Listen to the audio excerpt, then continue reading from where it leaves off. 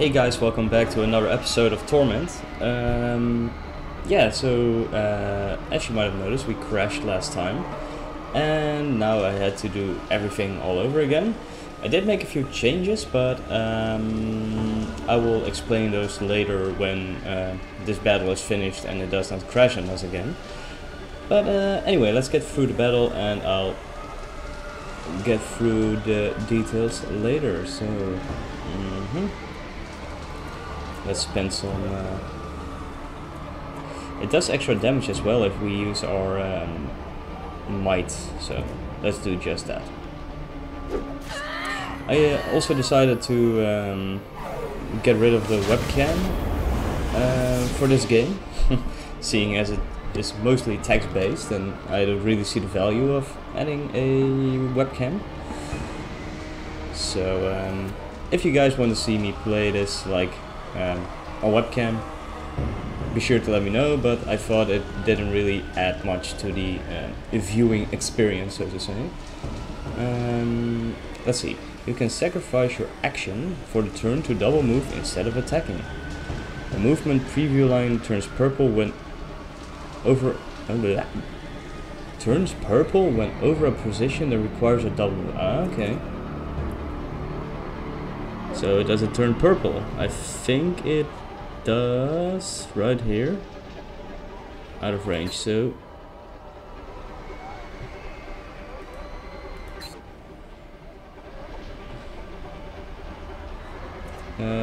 so do I just have to walk over there then? Let's go. The Sorrow's turn.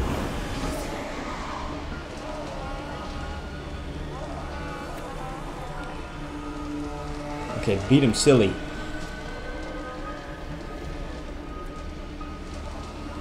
Abilities gain different amounts of bonus damage from effort. Yeah, so we kind of figured that out. It's hard to see actually. Oh, wait.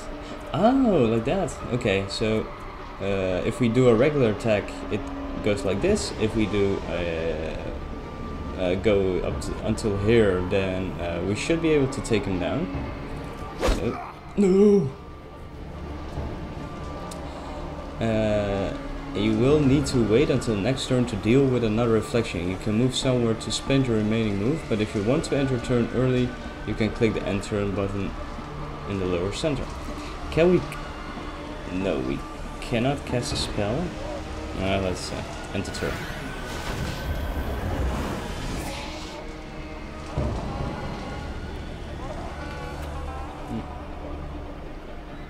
So yeah, after giving it a lot of thought, I decided to play Torment instead of Zelda, mainly because I wanted to play this more. So yeah,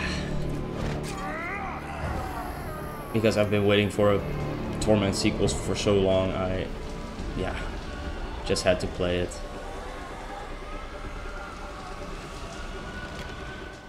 Ooh, what? It's infecting it somehow. Ooh. Or status effects that can improve or reduce a character's... Okay, so buffs or debuffs. Fettles. The Sorrow has just placed a fettle on remaining reflection. You can remove this fettle, but you may find a way to overcome it. Okay. So, what does the fettle do? Exactly. Can we cast a spell? Max +6 deals 5 damage. Can we just... Let's just blow him up. What? Oh, we can... Okay, that's pretty cool. Yeah, let's go for energy. Yeah, I think. Okay. Destroy him. Oh yeah. We sure handed his ass over. That's for sure.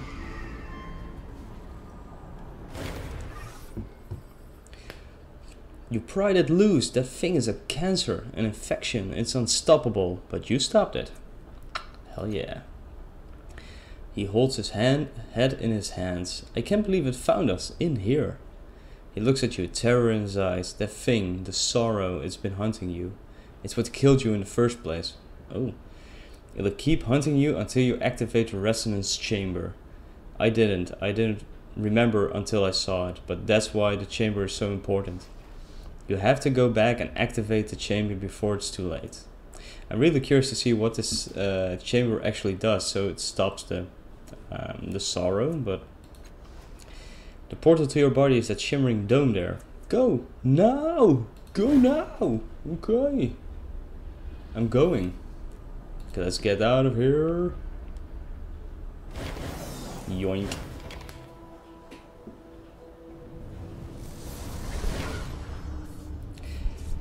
Oh, look at that. Where did he fall from?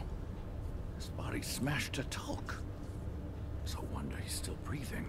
All I saw was the corona, not his origin point. But look, he's healing already. Spontaneous regeneration.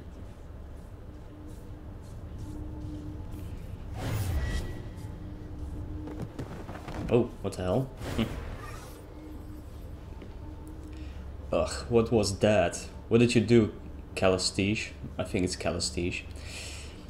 His tone has become accusatory, suspicious. You open your eyes. The first thing you notice is this man's kaleidoscope of tattoos, riveting across his forearms. He wears a long dark coat, belted at the waist, supplies filling the pockets. His boots are worn and stained with years of travel. Okay, so he's a pretty good traveler, apparently. You blame me. He emitted an internal physiological reaction in response to the fall, probably related to that fantastic healing process. Obviously, Aligern. Her voice rolls and hisses, and you have to rub your eyes to be sure that you're not seeing double. Faint echoes of her actions trill from her, each nearly mimicking her. There's some act and react to stimuli that you can perceive. Okay, that's pretty trippy. Her vivid hair and outrageous clothing remain constant through these shadows. Yeah, it's noticeable. Oh yeah, it's obvious, Callistege. His voice is grim and clipped. Then he sees you looking at him. You're no ordinary mortal, we know that much. Start talking. His face is hard and set. Scans thoughts. He's a changing god. Callistege is deliberately blinding herself, but why? That's so cool. That I went for the scan thoughts perk.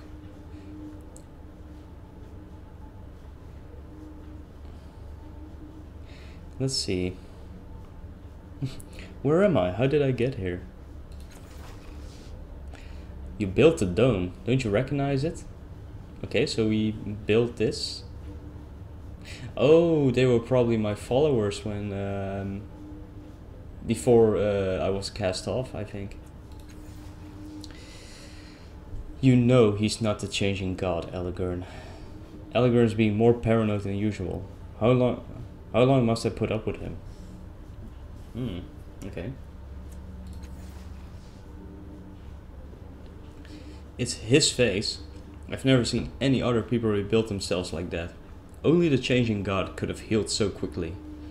He sighs and rubs his face, trying to regain his composure. Maybe you could help me for a change. You know what this means to me. You're familiar with the word changing, Aligern. It implies inconstancy. Blech. Thus, the changing god may well have changed. Several versions of her shrug and she addresses you. You'll have to forgive him. He believes you're someone that he once knew, even though it's painfully obvious to anyone that you're newly born.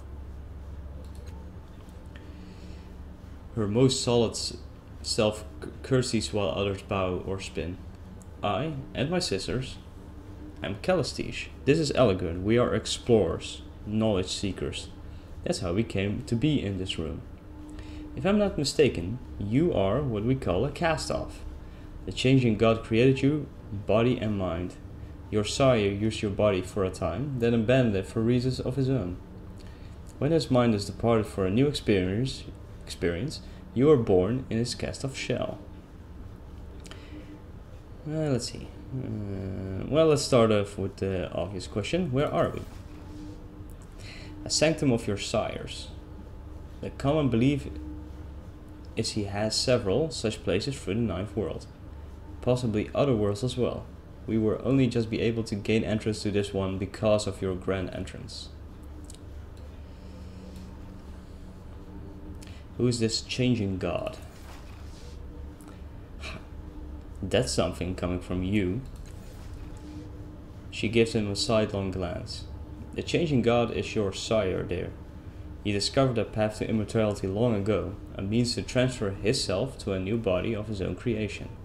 I don't think he knew, however, that when he abandoned one body, another mind was birthed to fill the void.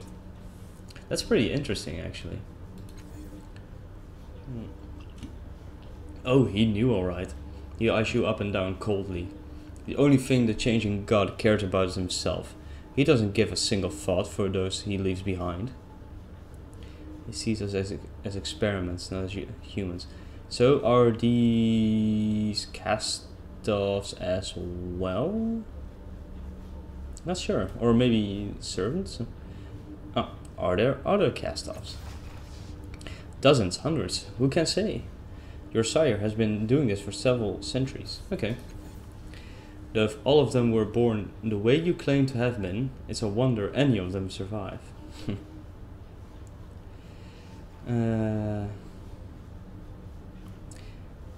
Okay. I used a cipher to slow your fall further, but the damage still would have killed an ordinary person.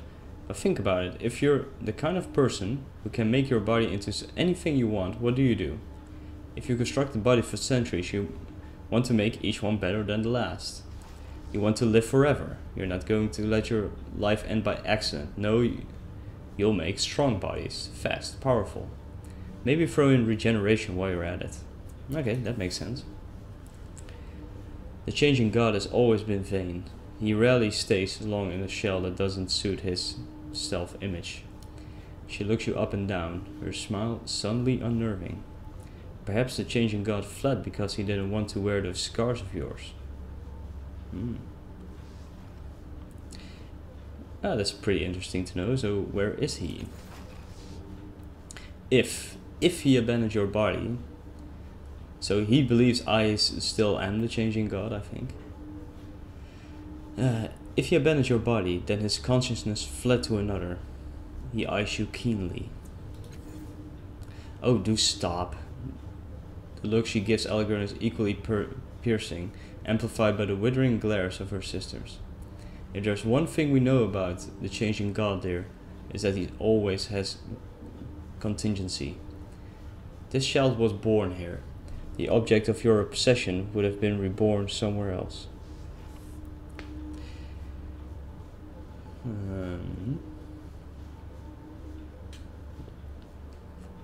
So yeah, how can you be sure this body is a Castoff? You mean aside from your miraculous reformation?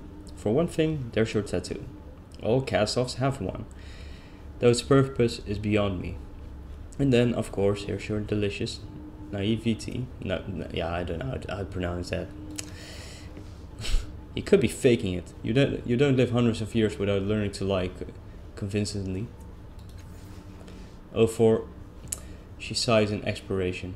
Then she says to you, what do you think? Are you a newborn child, or are you a powerful immortal whom death has been robbed of his memories?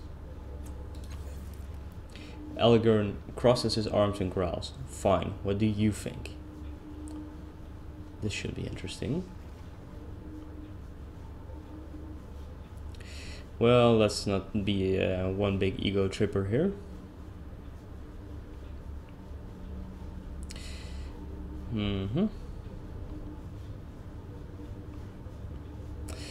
I think I'm a Castoff. He's non-committable, but it's clear that he doesn't believe you. Do you not remember sparking the endless battle? Do you not remember leading Sega's cliffs against the Tabat, when they came to slaughter us centuries ago? His voice trembles a little, but he retains an iron control over his face. Do you truly not remember me? So yeah, I think he's an old servant. I think they both might be. She laughed scornfully. Even if you were the changing god, you're not likely to trip him with simplistic questions like that. You should help him, guide him. One way or another is the wisest path. At least it's the way I think is best, Aligern. Her smile drips venom. Ooh. He looks away and his composure slips a little. Gods, you're so rancid sometimes, Callistege. What was that blast of energy when I woke? As I was telling my colleague, it was obviously a psychological reaction of some kind. I've never witnessed the birth of a Castoff, but yes, it could very well have been caused by a nascent consciousness. Don't worry, I don't believe it caused any real harm, not to me at least. Really, you've been more abrasive than ever since we came in here. He shoots her a sidelong look. She just can't empathize with other people unless she's experimenting on them.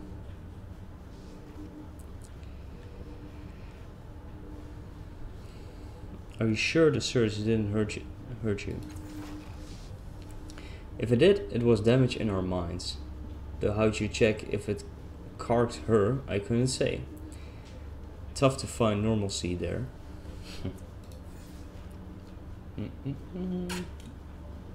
At least we know it didn't hurt Aligern.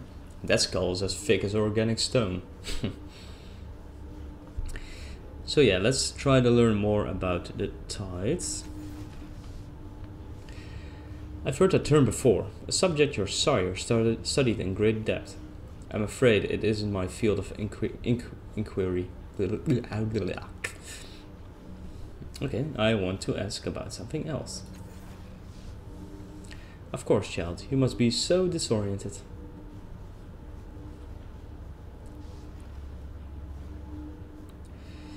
Yeah, I'm curious to know more about the labyrinth we were in. With how hard you hit that ground, I'm surprised that's all you saw.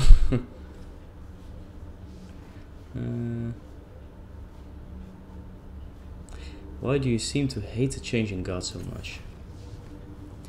The ghost of a smile touches his mouth, as if he's privy to a joke, but it doesn't reach his hard eyes.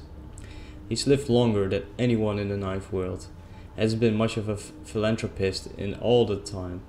He's helped some people, sure, but it's always been his own self-interest. He's gotten away with a load of skist over the years. Okay, so he wasn't the friendliest guy.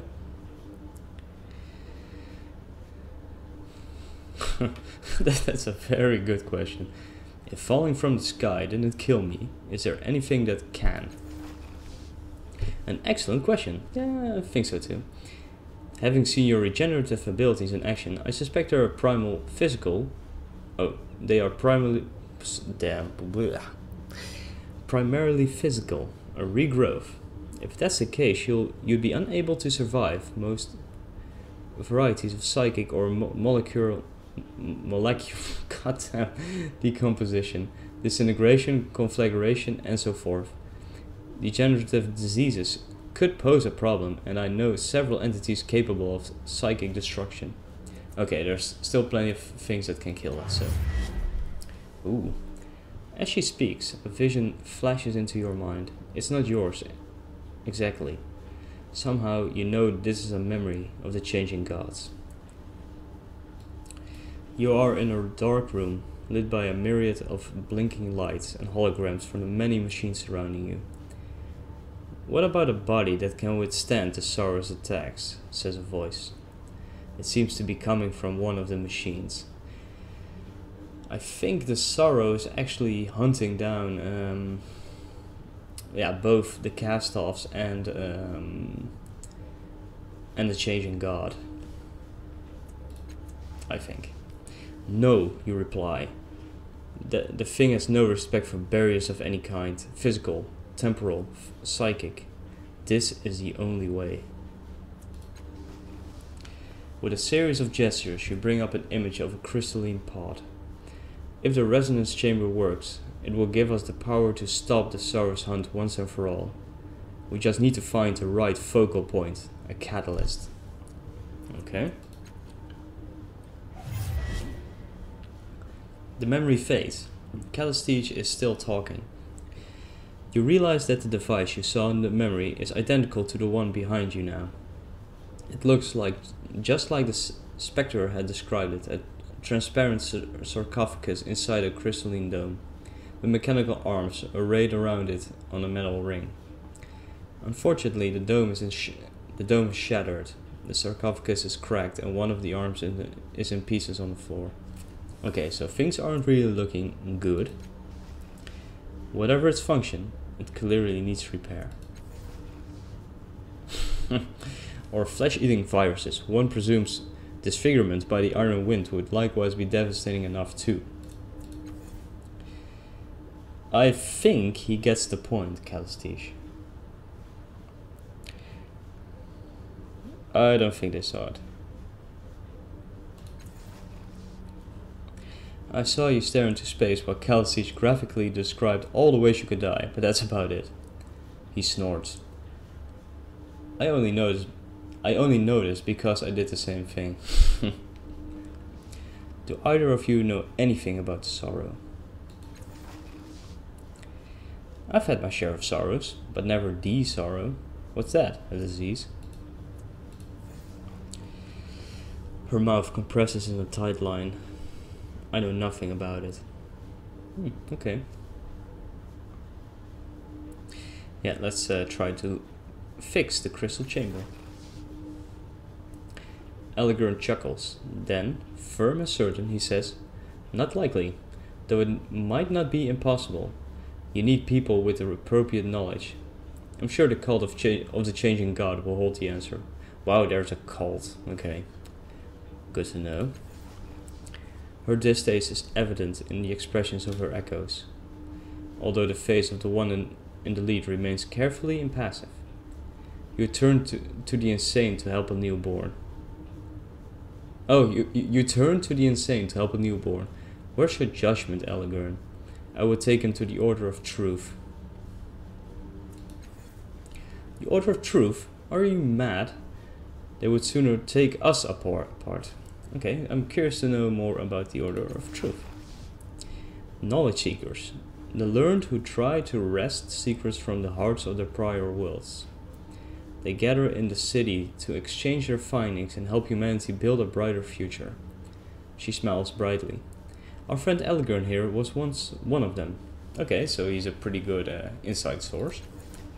Frauds, quacksalvers, and charlatans. They don't have all the answers, and I'd not trust them with the Changing God's secrets. You're just angry that they couldn't help you with yours. Her echoes tinkle laughter.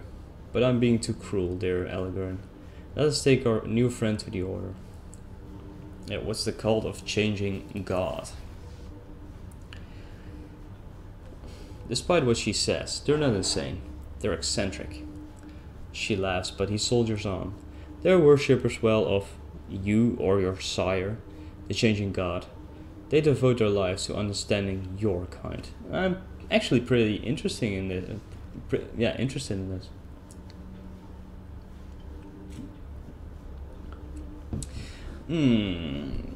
I would actually like to know more about the cult of Changing God.